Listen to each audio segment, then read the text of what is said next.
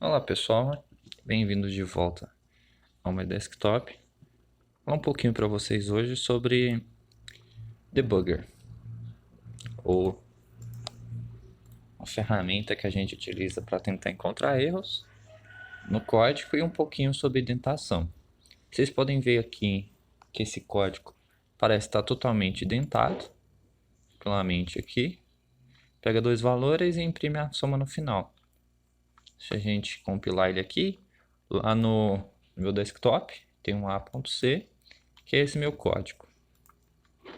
Vou compilar ele aqui. Pega os dois valores, 7, 8, 15 e ali o System Pause para terminar, certo? Se eu tirar esse carinha aqui e compilar de novo, terminou, beleza. Dependendo do sistema que você está utilizando, da IDE, pode fechar ali o terminal antes de você terminar.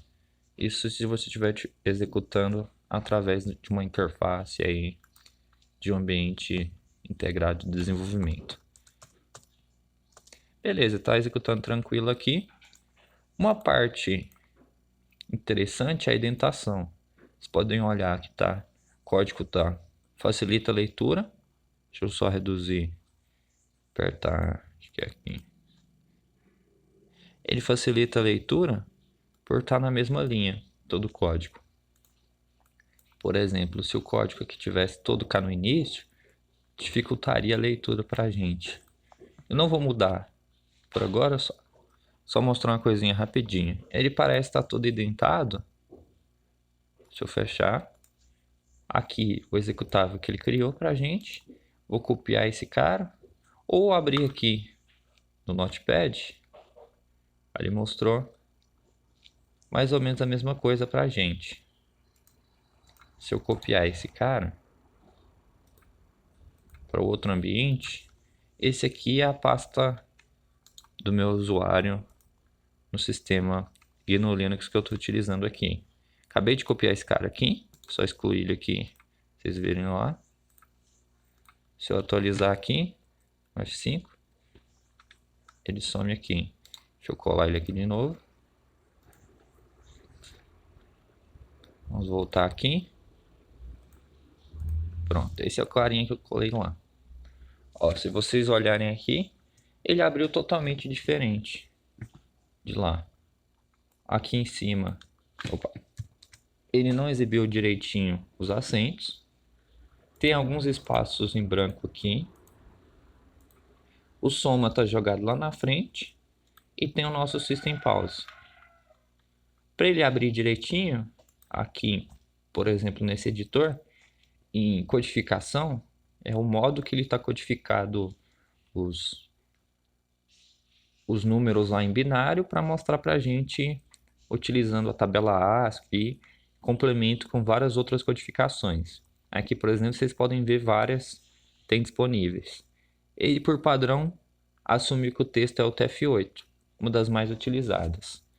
Nesse caso, o texto lá no Windows que eu estava desenvolvendo, utilizando o dev aqui, esse texto aqui, que a gente viu aqui bonitinho, ele não está utilizando o TF8. Ele está utilizando Latine. Latine 1, ou, se a gente vir aqui em outros, ou melhor, aqui, ISO 8859-1, ou também conhecida como Latine 1. Se eu trocar para esse, olha, ele já mostrou bonitinho. Já removeu até ali em cima o erro que tinha lá, que ele encontrava. Se eu voltar para o TF8, ele já encontra alguns erros no código e todos os acentos aqui ficam estranhos. Por isso é interessante vocês desenvolverem utilizando o TF8, configurar no editor, na IDE que vocês estiverem trabalhando, para utilizar o TF8, já que é uma das mais utilizadas. Vai que ele está utilizando qualquer um desses outros aqui estranhos, e na hora que o outro programador abrir, pode aparecer totalmente diferente o texto. Não totalmente, mas, por exemplo, acento, alguma coisa pode aparecer estranho. Outra questão é da indentação. Por exemplo, aqui tem 4 espacinhos de branco, aqui tem um só, tem os dois, aqui tem o tab. Ou seja, meu editor está utilizando lá do DevCpp, está utilizando espaço e tab para indentar. Se eu vier aqui em ferramentas, provavelmente, opções do editor. A gente tem várias opções aqui para indentar, caractere de tabulação, 4 espaços. Dependendo do editor, você pode utilizar 3, 4 espaços. Vamos ver se esse aqui de formatação. Esse aqui, formatação. A gente vai, por exemplo, no DevCpp em Style, AS-Style e depois Formatting. Aqui nesse Formatting, ele está colocando Tab, mas eu posso trocar aqui para apenas espaço e 4. Eu gosto de forçar espaço e colocar 4. O esquema dos colchetes ali tem vários esquemas. Um dos mais usados é o do Java. Aqui ele mostra o que vai mudar embaixo. Depois se eu atualizar, colocar o do Java e OK. Aqui eu posso estar com Tab ainda. Se eu remover, der um Tab.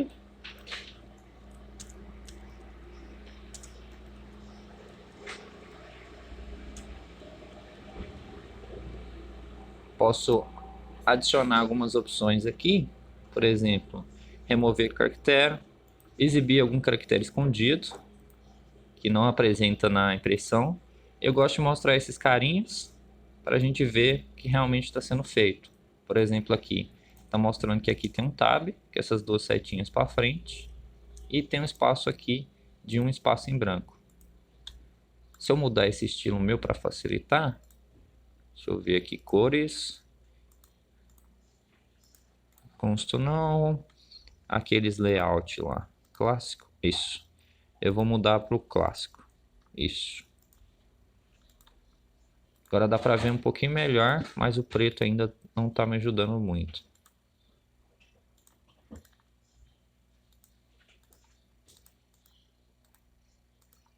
Não, Visual Studio, plano principal, plano de fundo branco. Vou colocar o plano de fundo um pouquinho cinza e a linha que eu selecionar de branco. Vamos ver se fica melhor agora. Na verdade piorou. Vamos voltar aqui.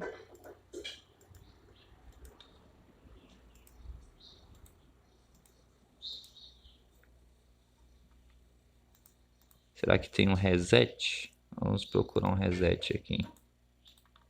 Reset, linha vertical. Remover espaços à direita pode ser interessante. Auto-identar o código quando você vai colocar no início. Adicionar o abre e fecha chaves. Interessante. Tem inserção de código, dependendo do código que você for desenvolver para ser inserido. E o autosalvamento de tempos em tempos, se você achar interessante.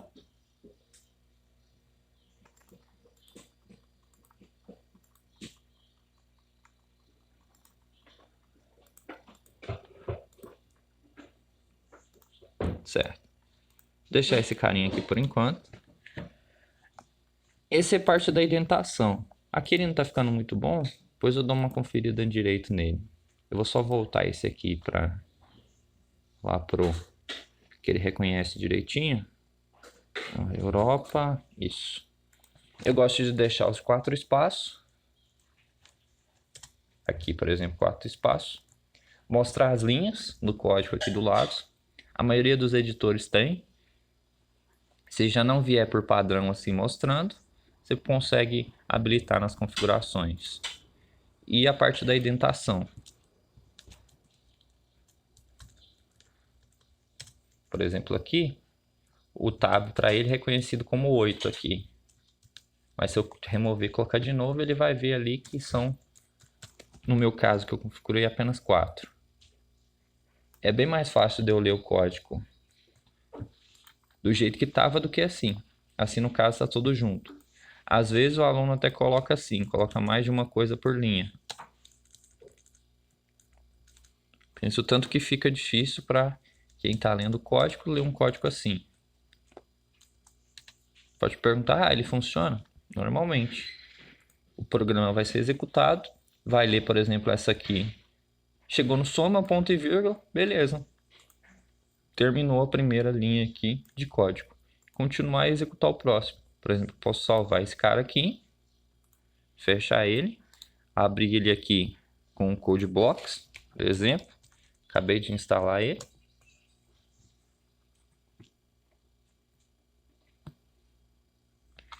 Como eu acabei de instalar, ele está pedindo aqui para eu configurar o GCC como padrão.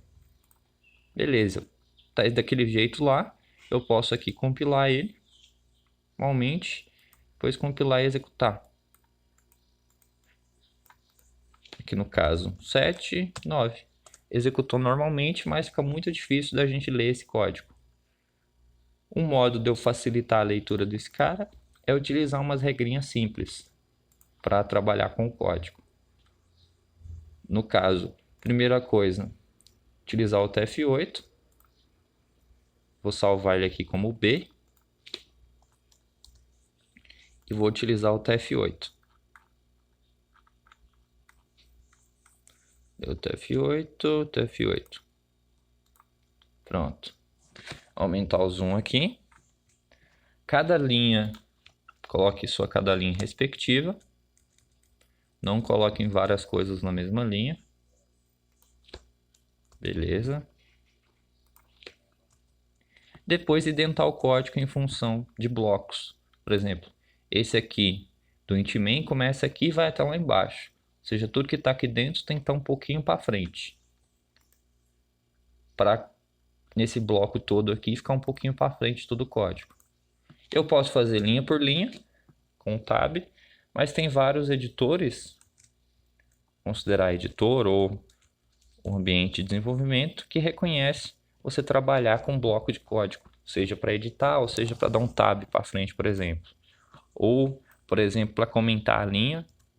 Nesse caso meu aqui é Ctrl D e Ctrl Shift D para descomentar. Por exemplo, vou comentar esse printf, Ctrl D, ele comenta para mim. Ele já reconheceu que é linguagem C, por causa do ponto C lá no nome, e consegue comentar essa linha. Ctrl Shift D, por exemplo, eu consigo voltar. Outras coisas interessantes é conseguir renomear nome de variável, coisa do tipo. Por exemplo, soma, eu consigo alterar todos os lugares que tem soma para qualquer outra coisa que eu quiser. Ou outro nome de variável para que eu quiser. O A, por exemplo. Acaba sendo bem interessante. E é bom separar em blocos de código que você está trabalhando. Por exemplo, declarei as variáveis. Deixa lá no comecinho do código. Pedi o primeiro valor, solta uma linha em branco. Segundo valor, o próximo. Vou efetuar a soma aqui. Efetuar a soma, faz a soma, imprime, depois termina o seu código. Assim fica separado em pequenos blocos a questão de que faz cada um. Nesse caso aqui tem comentários, que seria a documentação, por assim dizer, do código. Nesses aqui acabam sendo bem simples, porque não tem nada de complexo por ainda.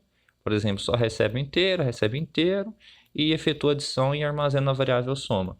É apenas um testezinho. Não acaba sendo tão relevantes esses comentários. Mas com o tempo a gente vai começar a desenvolver programas mais complexos que esses comentários ajudam bastante. A documentação do seu código ajuda bastante. Para quem está lendo o seu código e para você mesmo que está trabalhando com ele. Outro ponto interessante, que a gente já viu um pouquinho aqui da indentação, é a parte do debugger. Aqui no devcpp, deixa eu só compilar esse carinha e executar ele. Teoricamente funciona. Se você vier aqui em depurador, por exemplo, deixa eu só subir aqui. Subir a partezinha de cima. A gente tem um depurador. Só fechar esse cara e abrir ele de novo.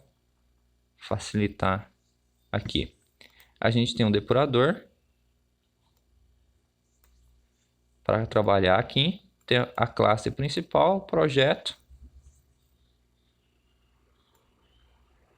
Aqui.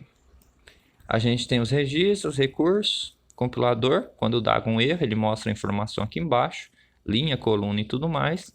E a gente tem o depurador. Tem a questão de adicionar marcador. Adicionar o marcador A para a variável A. E ele vai ser adicionado aqui no canto para avaliar esse valor. Depois você começa a depurar. Teoricamente ele ia funcionar, só que esse meu aqui no Windows não está funcionando.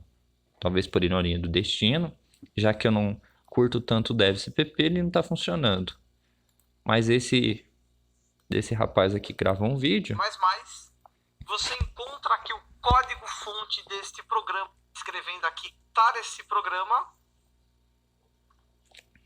Digite a opção desejada. Vou escolher aqui a opção 2, por exemplo. Enter. O jogador escolheu papel, computador e uma variável chamada computador. Essas variáveis são do tipo escolher e o valor que o computador destas variáveis. Eu vou clicar aqui em cima em depurador e vou aqui adicionar um marcador. Esse primeiro marcador vai ser a variável jogador. Ok. Vou adicionar aqui também outro marcador com o nome da variável computador. Clicar aqui no OK também. Esse é o primeiro passo, a gente aqui adicionar os marcadores para verificar o conteúdo que as variáveis estão recebendo. O próximo passo é a gente adicionar aqui um ponto de ruptura ou breakpoint. Esse breakpoint ele irá parar a execução do programa e a partir deste ponto ele irá analisar linha a linha o seu código. Por exemplo, aqui eu vou adicionar um breakpoint aqui na linha 22. No caso aqui do DevC++, basta clicar com o botão esquerdo nesta linha. Ok, feito isso, a gente vai clicar aqui neste botão para depurar o código. Ele abriu aqui o prompt. Está esperando aqui eu escolher a opção desejada. No caso aqui eu vou escolher, por exemplo, a opção 1 e pressionar o Enter. A gente percebe agora aqui que ele parou a execução do programa aqui na linha 22.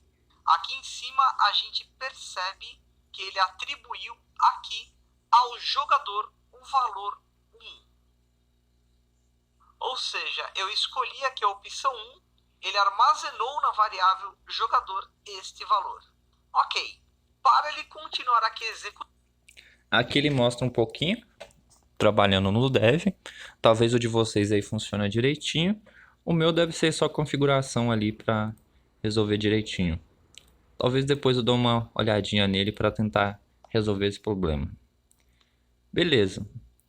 Para quem usa o Dev, depois eu vou colocar o link desse videozinho lá, para dar passar passo a passo todas as partes dele aí. Eu prefiro utilizar o DevCpp, ou melhor, o CodeBlocks. Vou fechar esse carinha aqui que a gente estava trabalhando. Para ativar o debugger aqui, a gente precisa criar um projeto e quando criar esse projeto, colocar o código lá dentro para conseguir trabalhar com ele.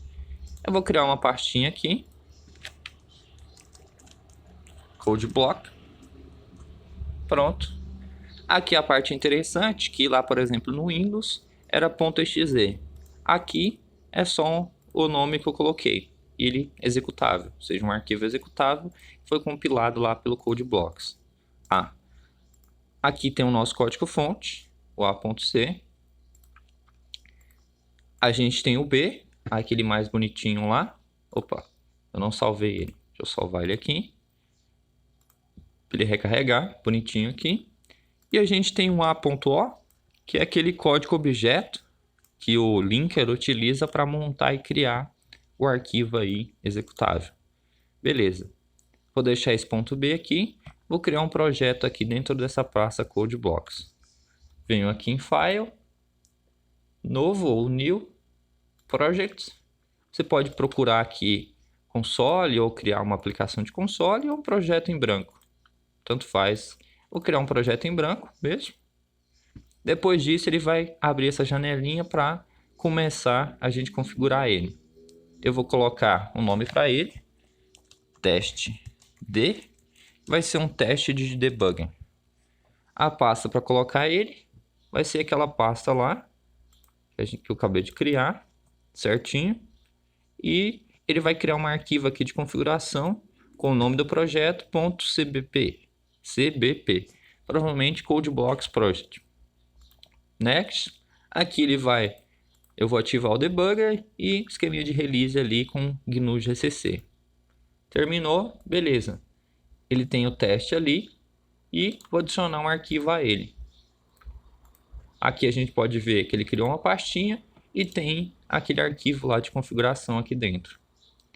Ele só define aqui o nome e possibilidade de utilizar o debugger ali. Eu posso criar um arquivo e jogar lá dentro ou mover esse carinha aqui para dentro lá do meu código. Joguei ele aqui dentro. Vou adicionar ele aqui agora, adicionar arquivos e abrir esse cara aqui. Ele está ativando o debug e o release para ele. Aí habilitou recursos aqui e o nosso B. Beleza. Aqui vocês podem notar aqui em cima tem uma barrinha agora disponível. Se, por exemplo, eu abrir só o A, ele aqui por fora, deixa eu voltar aqui, abrir aqui o C, opa, não abri com CodeBlocks. Deixa eu abrir ele aqui com CodeBlocks, Open, minha pasta pessoal aqui, vou abrir o C.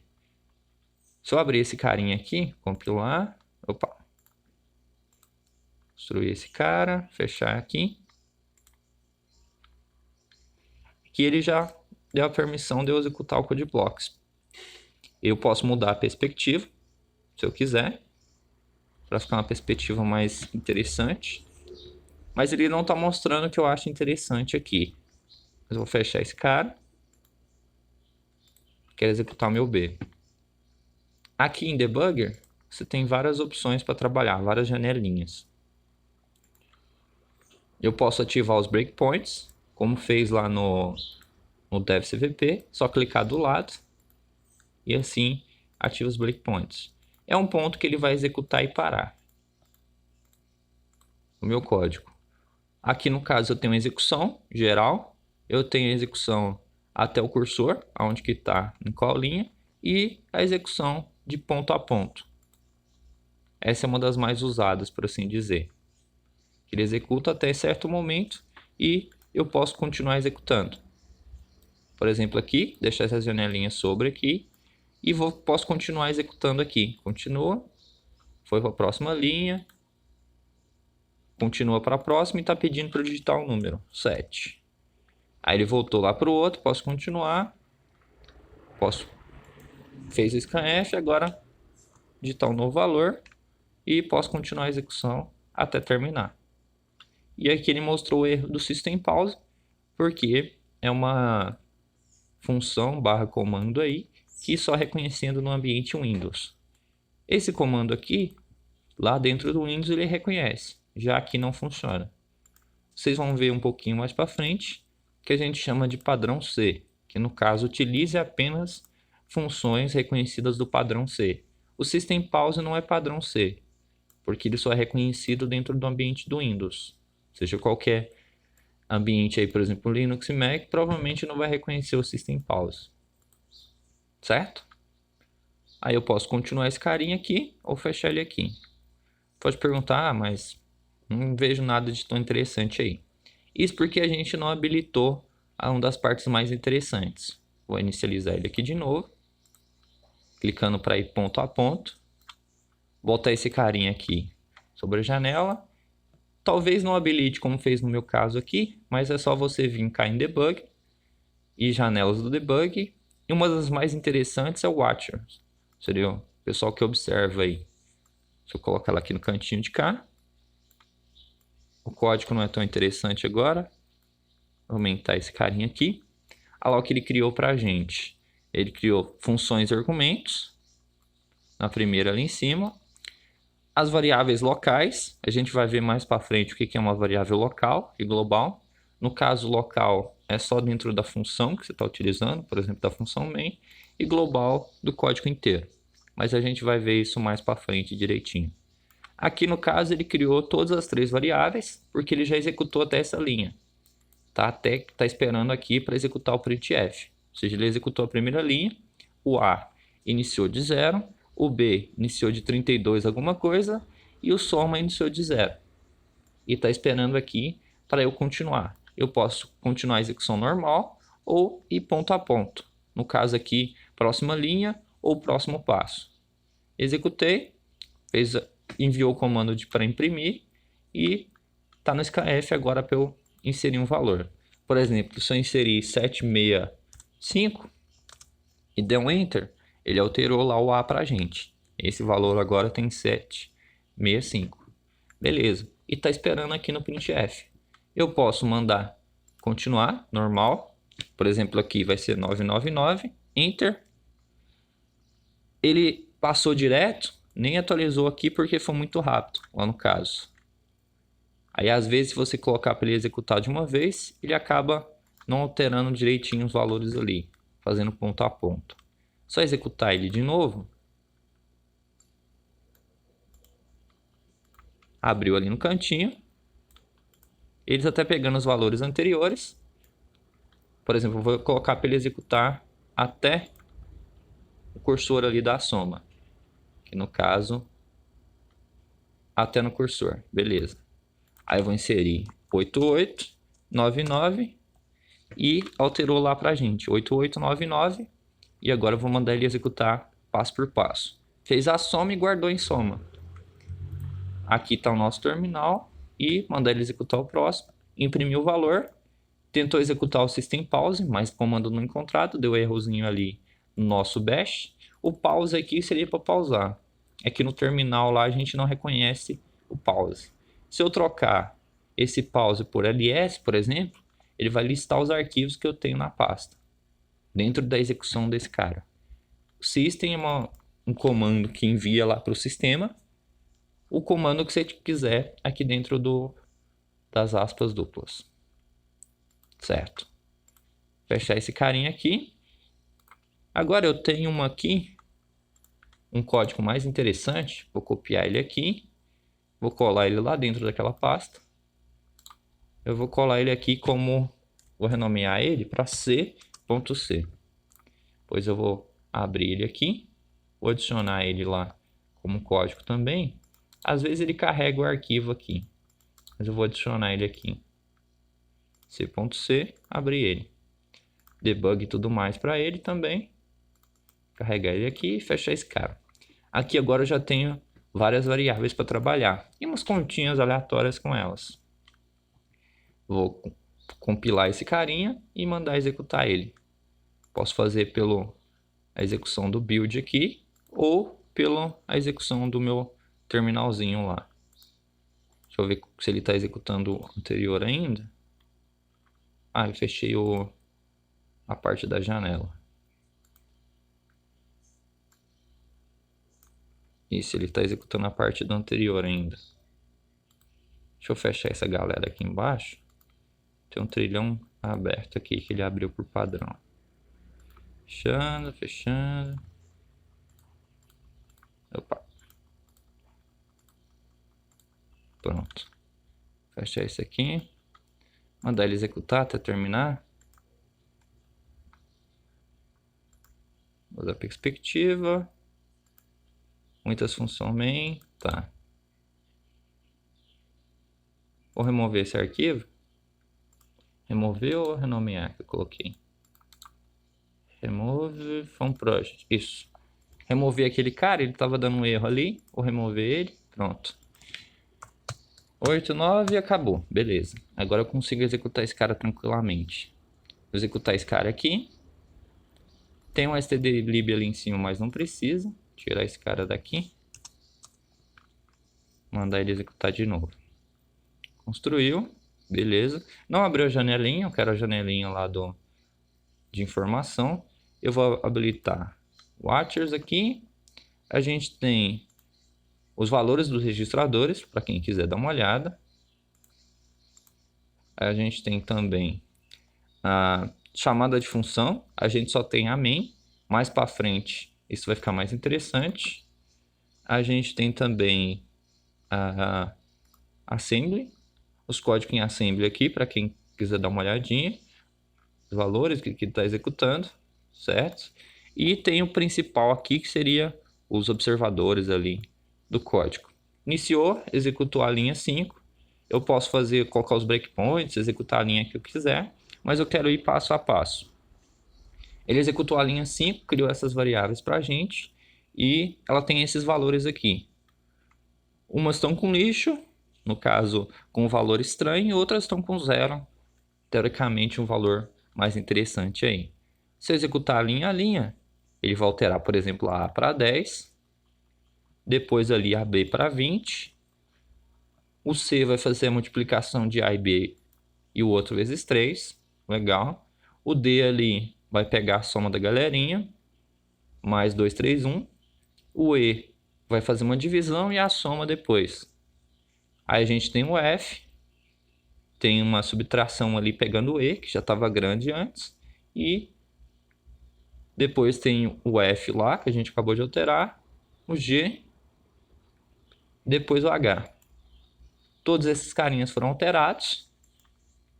Agora a gente tem o scanf e pedindo para a gente digitar logo mais aqui o valor de A. Continuar na execução, esse aqui, próximo passo, eu vou digitar, por exemplo, 55, que ele alterou lá no A. Depois eu vou colocar aqui, sei lá, 11. Acabou de alterar para 11 lá. Continuar a execução, fez a soma e colocou 66 lá em soma. E depois imprimiu a soma para a gente. E lá chegou no system lá, não encontrou o comando pause e terminou a execução para a gente, imprimiu lá, mandou esse return de finalzinho. Se alguém quiser, tiver no salvar esse carinha aqui, beleza. Se eu quiser aqui, só para fazer um testezinho de resultado, por exemplo, eu vou compilar lá o C. Ele não encontrou o system pause lá pra gente. Deu um warning aqui, uma coisa que eu devo dar uma conferida, olhar lá. Posso remover esse cara para ficar mais interessante. Salva ele. Compilar bonitinho. E depois eu posso executar ele aqui, que vai ficar a.out. Lembrando que o A é só o comando normal que ele faz ali.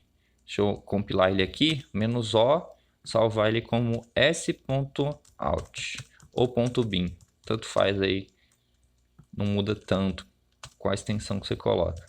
Por exemplo, se eu colocar 4, 5, vai fazer a soma e terminar. Se eu der um eixo, que é um comandinho de impressão, cifrão e interrogação, ele imprime qual foi o, digamos, o aviso ou retorno do último comando executado. No caso foi 0, mas eu posso colocar, por exemplo, 9999. Compilar ele de novo.